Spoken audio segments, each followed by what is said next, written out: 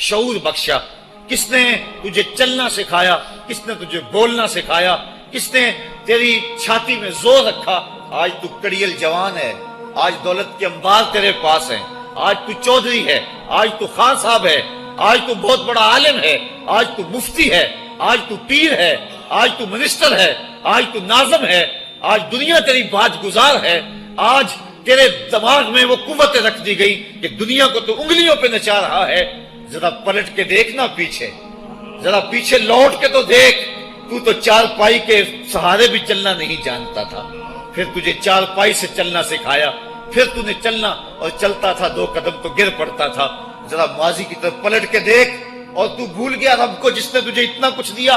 چل ماضی کی طرف پلٹ کے نہیں دیکھنا، مستقبل کی طرف ہی جھانک کے دیکھ لے۔ ایک وقت پھر دوبارہ تیرے اوپر ایسا آئے گا، پھر تیری بولتی بند ہو جائے گی، پھر تیرا چلنا بند ہو جائے گا۔ چار پائی سے لگ گیا، مورے میں تکلیف ہو گئی، تو فالج زدہ ہو گیا۔ سارے گھر والے 4 دن تو بڑی خدمت میں لگے رہے، لیکن انہیں اپنے کام بھی تو کرنے تھے، پھر آہستہ آہستہ تجھے اگنور کرنا شروع کر دیا۔ تو بھی اس بات کو سمجھنے لگا۔ پھر وہ وقت بھی آیا کہ تیری چار پائی کو اندر سے اٹھا کے برآمدے میں رکھ دیا کہ بابا کھانستا ہے، بچے ڈسٹرب ہوتے ہیں، جراثیم پھیلتے ہیں، اب نوکر تجھے روٹی دینے لگا۔ شام کو بیٹا آتا ہے، 2 لمحے کھڑا ہوتا ہے، پھر اپنے بیڈ روم میں چلا جاتا ہے، تو اس کی صورت کو ترستا رہتا ہے۔ آج تیری زندگی اجیرن بن گئی، پھر تیرے اوپر ایسے حملے بیماریوں کے ہوئے، ایسی تکلیفیں ہوئیں، بول و براز بھی اوپر، لوگ ناک پہ کپڑا رکھ کے تجھے اٹھاتے ہیں۔ اس وقت تو اپنی زندگی سے تنگ آ گیا، تو کہتا ہے ڈاکٹر کو لگا زہر کا ٹیکہ، مجھے موت آ جائے۔ بتا ہم تجھے موت بھی نہ دیتے تو کیا کرتا؟ ہم نے تجھے زندگی دی تھی، یہ ہمارا احسان، اور اب تمہیں موت اگر دیں گے تو یہ بھی ہمارا احسان ہے۔ اگر تو تڑپتا تھا، تیری زندگی جو ہے وہ اجیرن بن چکی تھی، سارے تجھ سے تنگ آ گئے تھے، تیرے بیٹے بھی کہتے دعا کرو اللہ بابے کو پردہ دے دے، سارے تیرے پردہ مانگ رہے تھے، اب بتا کہ ہم تجھے پردہ بھی نہ دیتے تو کیا کرتا؟ ثم اماتہ فاقبرہ، شکر کر ہم نے تجھے موت عطا کر دی، فاقبرہ، اور پھر اس کے بعد تجھے قبر دی۔ کتا بھی تو مرا تھا، گھسیٹ کے روڑی پہ ڈال دیا، بکری بھی تو مری تھی، گھسیٹ کے روڑی پہ ڈال دیا، تجھے بھی روڑی پہ ڈال دیا جاتا تو کیا تھا؟ لیکن کہا نا یہ میرا شاہکار ہے، پہلے سے غسل دو، بیری کے پتے بھی ڈال لینا، صفائی خوب ہو جائے، اس کو چٹے لباس کا کفن دو، اس کے سند سند پہ خوشبو ملو، اس کو سلگھاؤ، خوشبوئیں سلگھاؤ، اس کو خوبصورت چارپائی پہ ڈالو، اس کے اعضائے سجدہ پہ مشک ملو، اور اس کی جو ہے وہ چارپائی کے دائیں بائیں پھول رکھو، اور اب سارا زمانہ تیرا منہ دیکھنے آ رہا ہے، ذرا سوچ تیرا منہ دکھانے کے قابل ہے؟ اور پھر کہا اب اس کو اٹھاؤ قبرستان میں لے چلو، زمانہ آ گیا، تو آج دولہا بنا ہوا ہے اور زمانہ تیری برات بنی ہوئی ہے، اور کہا کہ ایک آدمی نہ اٹھائیں، اس کا پروٹوکول ہے، اس کو 4 آدمی اٹھائیں، کندھا بھی بدلتے رہیں، کہا زیادہ تیز بھی نہ چلنا، میرے شاہکار کو کہیں جھٹکا نہ لگے، اور پھر تیرا پروٹوکول امام کعبہ بھی ہو تو وہ پیچھے ہے، تیری لاش آگے۔ تو نے ہمارے ساتھ کیا کیا، ہم نے تیرے ساتھ کیا سلوک کیا؟ یا ایھا الانسان ما غرک بربک الکریم، ہم نے کہا اس کے لیے چھوٹا سا گھر بنا دو، اور اس کے اندر پردے میں اس کو رکھ کے اوپر سے مٹی ڈال دو، اوپر پھول ڈال لو، اور پھر اتنی دیر تک کھڑے رہو جتنی دیر تک اونٹ کو ذبح کرتے ہیں، اس کی کھال ادھیڑتے ہیں، اس کا گوشت بناتے ہیں، پھر اس کو تقسیم کرتے ہیں، اور پھر آؤ تو دعائیں شروع کر دو، کبھی کل کی محفل سجا دو، کبھی 10ویں کی، کبھی چہلم کی۔ اے انسان، تیرے ساتھ جو کچھ ہوا لوگوں کی نظروں کے سامنے تجھے رسوا تو نہیں کیا میں نے؟ یا ایھا الانسان ما غرک بربک الکریم، ذرا پیچھے پلٹ کے دیکھ لے، نہیں تو آگے جھانک کے دیکھ لے، تجھے کبھی تو شرم آئے گی، تو کہاں بھٹک گیا، کہاں بہہ گیا۔ آ جا اس کریم رب کی طرف جو 70 ماؤں سے زیادہ پیار کرتا ہے۔ آنا تو نے ہے ہی، آج نہیں تو کل آئے گا، تو کل جو پھر کفن میں منہ چھپا چھپا کے آتا پھرے گا، آج کھلے منہ ہی آ جا۔ آج میری رحمتیں تیرا بڑھ بڑھ کے استقبال کر رہی ہیں۔ روبی بن حراش ایک بزرگ ہوئے اور تابعی ہیں، تابعی وہ تھا جس نے صحابی کو دیکھا ہو، ساری زندگی ان کے چہرے پہ مسکراہٹ نہیں آئی، وہ کہتے تھے کیا خبر میرا انجام کیا ہوگا۔ شیخ سعدی فرماتے ہیں جب تو دنیا پہ آیا تھا نا تو روتا تھا، یہ سارے ہنستے تھے. بچہ جب پیدا ہوتا ہے تو اور اس کا رونا اس کی زندگی کی دلیل ہے. جب تک بچہ چیختا نہیں سارے پریشان ہوتے ہیں، آواز نہیں آ رہی، پتہ نہیں زندہ ہے کہ جو ہے وہ گوشت کا لوتھڑا ہے. جب بچہ چیختا سارے خوش ہو جاتے ہیں، مبارکیں دیتے ہیں، مٹھائیاں بانٹتے ہیں. تو اس کا رونا اس کی زندگی پہ دلیل. شیخ سعدی فرماتے جب تو آیا تھا تو روتا تھا، یہ ہنستے تھے. ایسے زندگی گزار تو ہنستا ہوا جائے، یہ روتے رہ جائے. یہ نہ ہو کہ روتا آیا تھا روتا ہی جانا پڑے تجھے. ربی بن حراش ساری زندگی نہیں مسکرائے. فرماتے تھے کیا خبر میرا انجام کیا ہوگا. وقت بیتتا گیا، آخر میں فوت ہو گئے. ان کا بھائی ربی بن حراش غسال کو بلا لایا کہ میرے بھائی کو غسل دو. غسال جب غسل دینے کے لیے داخل ہوا تو فوراً باہر پلٹ آیا. ربی پوچھنے لگا کیا ہوا ہے. کہا یار تیرا بھائی بڑا عجیب ہے. کہا ہوا کیا ہے. کہا نحنو نغتسلہ وہو یتبسم، ہم اسے غسل دیتے ہیں وہ آگے سے مسکراتا ہے. کہا اس نے قسم کھائی تھی جب تک اپنا اچھا انجام نہیں دیکھوں گا نہیں مسکراؤں گا. اس کو امام ابو نعیم نے حلیہ میں لکھا، روز الانف کے اندر امام سہیلی نے لکھا، قاضی ایاز مالک اندلسی نے شفا میں لکھا، اور اسی کو امام جلال الدین سیوطی علیہ رحمہ نے جو ہے وہ الخصائص الکبریٰ میں لکھا. کہا یا تیرا بھائی بڑا عجیب ہے، ہم اسے غسل دیتے ہیں وہ آگے سے مسکراتا ہے. تو اس نے قسم کھائی تھی جب تک اچھا انجام نہیں دیکھوں گا نہیں مسکراؤں گا. آج اس نے اپنا اچھا انجام دیکھ لیا تبھی تو مسکرا رہا ہے. 12 لوگوں کے 2 گروہ بن گئے. ایک کہنے لگے کہ یار یہ ویسے گڑی ہوئی بات ہے، بھلا کوئی بندہ مرنے کے بعد بھی مسکرا سکتا ہے.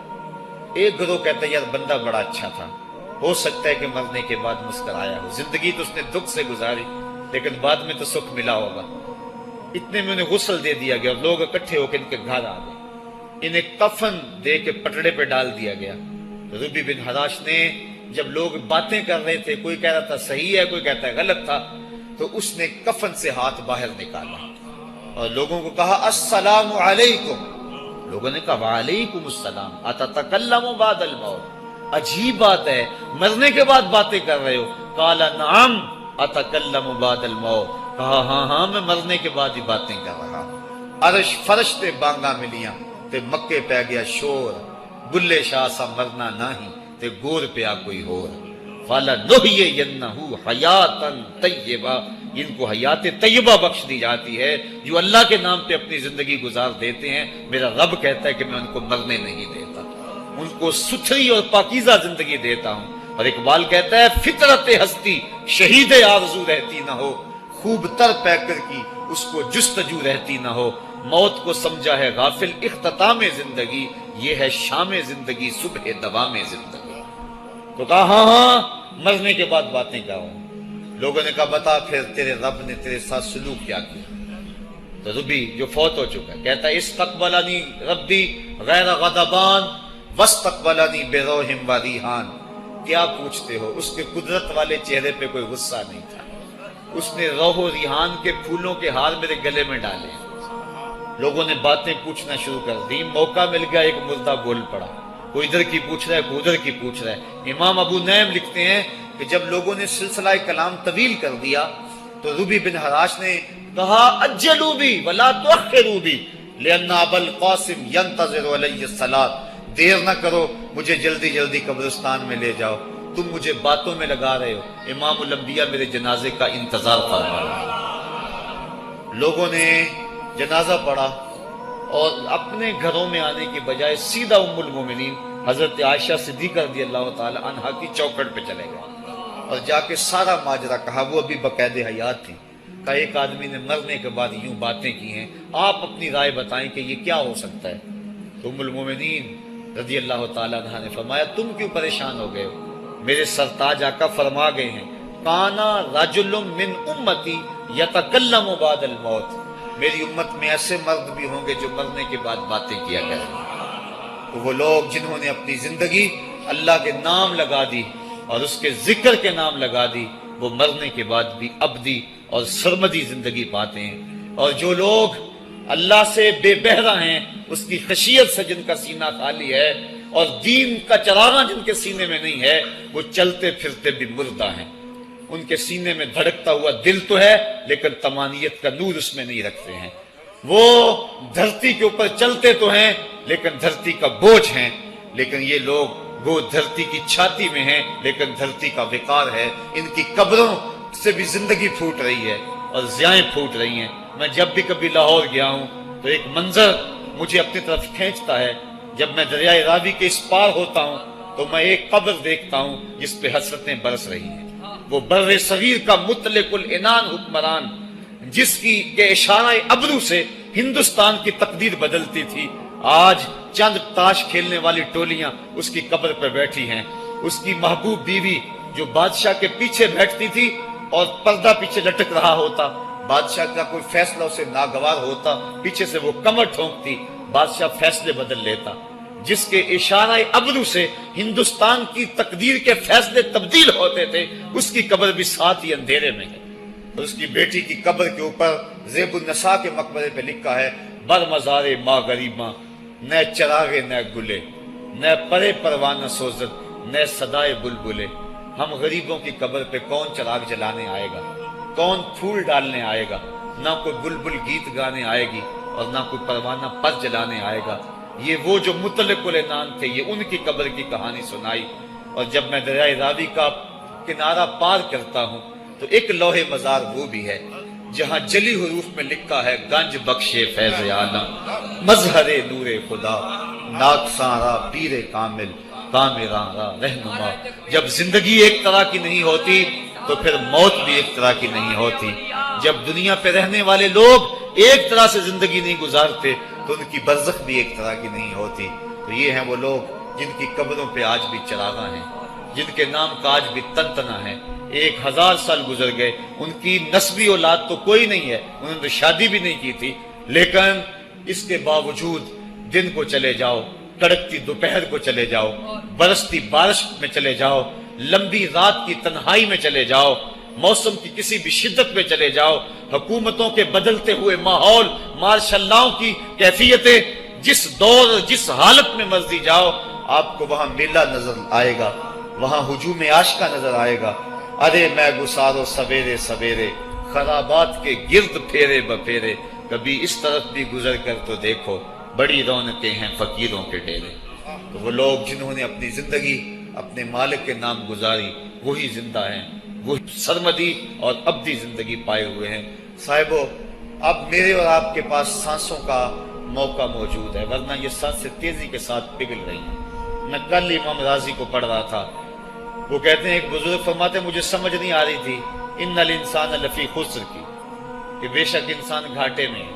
تو میں سوچ رہا تھا کیسے گھاٹے میں ہے، تو کہا کہ مجھے سمجھ اس طرح آئی کہ میں بازار گیا، میں نے ایک شخص کو دیکھا جو پھٹے پہ برف رکھ کے بیچ رہا تھا، اور آواز کیا لگا رہا تھا، ارحمو ارحمو من یذوب راس مالہ، اور رحم کرو اس بندے پہ، اگر تم نے تھوڑی بھی دیر لگا دی اور میرے سے سودا نہ خریدا تو میرا جو راس المال ہے میرا وہ بھی لٹ جائے گا، کیونکہ برف تو میری پگھلی جا رہی ہے، اور اگر تم نے خرید لی میری برف تو میرے پیسے کھڑے ہو جائیں گے، اور اگر تم نے میری برف خریدنے میں دیر کر دی تو جو میں نے پیسے لگائے ہیں میرے وہ بھی پورے نہیں ہوں گے۔ تو وہ کہہ رہا تھا ارحمو من یذوب راس مالہ، وہ کہتے ہیں مجھے ان الانسان لفی خسر کی سمجھ نہیں آ رہی تھی، اس کے اس جملے کو سن کے سمجھ آ گئی کہ انسان جلدی جلدی اپنی سانسوں کو گوا رہا ہے، اسے چاہیے کہ جلدی جلدی ان سانسوں سے کام لے لے، ورنہ یہ سانسوں کی برف پگھل جائے گی اور اس کی یہ پونجی بھی برباد ہو جائے گی۔ تو صاحبو، میں اور آپ لمحہ لمحہ موت کے قریب ہو رہے ہیں، لمحہ لمحہ موت کے قریب ہو رہے ہیں۔ آج میں دوپہر کو بیٹھا تھا تو وہ ایک شخص آ کے میاں صاحب کا شعر پڑھنے لگا، دیگر تے دن گیا محمد اوڑک نو ڈب جانا، تو میری نظر چلی گئی، میں نے کہا ابھی تو 10 بجے ہوں گے، تو میں نے کہا صبح کے 10 بھی بج گئے ہیں اور پھر 12 بھی بج جانے، پھر ظہر بھی ہوگی، پھر دیگر بھی ہوگی، اور اس کے بعد پھر شام بھی ہو جانی ہے۔ اب ہم دیگر تک تو پہنچ گئے ہیں، اب شام کے تدلکے بھی قریب ہو گئے ہیں، تو یہ دن ڈوب جانا ہے تھوڑی دیر کے بعد۔ یہی مثال ہماری زندگی کی ہے، کوئی دوپہر تک آ گیا ہے، کوئی چاش تک آ گیا ہے، کوئی ظہر تک آ گیا ہے، کوئی عصر تک آ گیا ہے، اور کسی کی زندگی کا سورج بالکل غروب ہونے کے قریب آ گیا ہے۔ صاحبو، پتہ کوئی نہیں کہ ہمارا اگلا قدم کہاں ہے۔ اس سے قبل کہ کوئی حجت باقی نہ رہے، مجھے آپ کو اپنی زندگی پہ نظر ثانی کرنا ہوگی، اپنے گناہوں کا اور اپنی نیکیوں کا حساب لگانا ہوگا۔ ایک ترازو تو کل محشر کے میدان میں لگے گا، ایک ترازو ضمیر کی عدالت میں آج ہی لگانا ہوگا۔ ہمیں دیکھنا ہوگا ہمارے پلے کتنے عمل ہیں اچھے، اور جو اچھے عمل ہیں ان میں خلوص والے کتنے ہیں، لوگوں کے دکھاوے والے کتنے تھے، رب کے لیے کتنے عمل کیے اور لوگوں کے لیے کتنے کیے۔ تو پھر ترازو لگا کے ہم نے اپنے اعمال نامے کو آج ہی تولنا ہے اور وزن کرنا ہے، اور اپنی زندگی کو نیکی کا حسن دینا ہے۔ وقت کٹ رہا ہے، زندگی لمحہ لمحہ موت کے قریب ہو رہی ہے، قبل اس سے کہ کوئی حجت باقی نہ رہے، ہم ہاتھ ملتے رہ جائیں، پچھتاتے رہ جائیں تو کیا فائدہ ہوگا۔ بلکہ میں نے تو پڑھا کتابوں میں، علماء لکھتے ہیں قیامت کے دن تو نیکوکار بھی پچھتائیں گے۔ بدکاروں نے تو پچھتانا ہی پچھتانا ہے، نیکوکار بھی پچھتائیں گے۔ بدکار تو اس لیے پچھتائیں گے انہوں نے اتنے گناہ کیوں کیے، تو نیکوکار کیوں پچھتائیں گے؟ جب وہ اپنے اچھے اعمال کی جزا دیکھیں گے تو وہ پچھتائیں گے، ہائے جو چند لمحے ضائع ہو گئے وہ بھی کیوں ضائع ہو گئے، وہ بھی میں نے کیوں برباد کر دیے، وہ بھی اس راستے پہ ڈالے ہوئے ہوتے۔ تو آج مجھے آپ کو موقع ہے، دیکھیں قبریں، کتنی قبریں جو ہیں وہ ہمارے کتنے ملنے والے، ذرا نظر دوڑائیں نا، آج ہم کتنوں کو کندھوں پہ اٹھا کے قبرستان چھوڑ آئے ہیں۔ حضرت غوث اعظم رضی اللہ تعالیٰ عنہ فرماتے ہیں، جا کے قبرستانوں میں دیکھو کتنے کتنے حسینوں کی مٹی خراب ہو رہی ہے، جو اپنے بدن پہ ایک چٹکی مٹی نہیں پڑنے دیتے تھے، آج ان کا کفن بھی تار تار ہو گیا ہے۔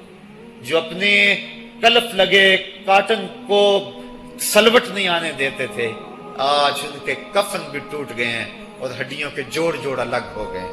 تو وقت ہمارے اوپر وہ آنے والا ہے، کسی نے آج تک موت کا انکار نہیں کیا۔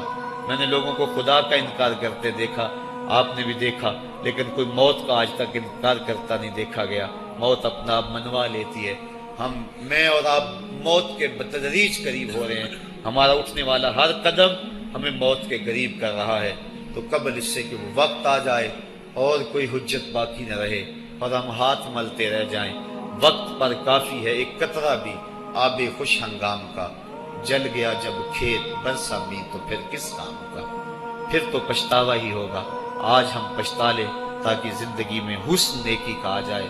یہ میری آپ سے درد مندانہ اپیل ہے، گزارش ہے، اور میری آپ سے التماس ہے کہ یہ تھوڑی سی زندگی اللہ نے جو مجھے اور آپ کو ودیعت کی ہے، یہ بڑا تھوڑا سا عرصہ ہے، تھوڑا سا موقع ہے۔ یہ دنیا بوائی کا موسم ہے، آخرت کٹائی کا موسم ہے۔ جو بوائی کے موسم کو برباد کر بیٹھا ہے، کٹائی کے موسم میں اس کے ہاتھ کچھ نہیں لگتا۔ تو آج تخم عمل ڈال لیں، آج ایک بیج ڈالیں گے کل 70 کاٹ لیں گے، لیکن اگر آج کچھ نہ کیا، اپنی سانسیں برف کی طرح پگھلا دیں، تو یہ اس شخص کی طرح ہے جو پھٹے پہ رکھ کے برف کہہ رہا ہے کہ میرے اوپر رحم کرو، اگر تم نے میرے سے برف نہ خریدی تو میرا راس المال بھی لٹ جائے گا۔